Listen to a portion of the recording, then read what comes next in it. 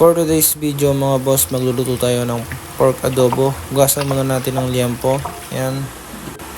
Kapag katapos natin hugasan, hiwain natin ito sa katamtamang laki. Parang ganyan lang ang pag mga iwa. Sakto lang. Yan, parang ganyan lang mga boss. Yan.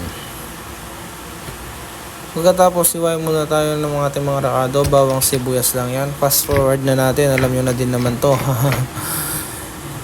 Yan, pagkatapos natin iwain lahat ng kailangan, salang na tayo ng kawali. Maglagay na tayo ng mantika, konting mantika lang.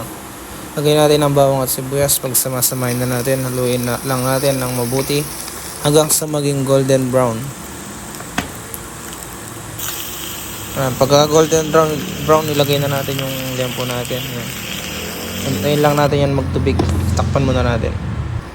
Yan, nagtubig na yung ating liempo. Syempre maglalagay muna tayo ng ano dyan, konting tubig. Yan, papalambutin muna natin siya. Yan. Pagkalambot niya, syempre maglalagay na tayo ng toyo. Diyan na natin siya, papatuyuin na natin yan. Yan, sakto lang. Tapos ng toyo, yan, paminta, mga sakto lang din.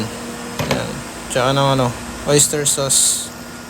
Gagawin kasi natin dyan yung parang magsasos yung niya. Hindi siya masyado nagmamantika. Ganun. Yan. Suka at yan. Lalagay na natin ng suka. Yan, pagkaluto na, pwede na sa akin yan. Lagay na tayo ng onion leaves. Optional lang naman yan. Yan. Patayin na natin. Tignan nyo naman yan mga boss. Mapaparami na naman tayo ng kain ngayon.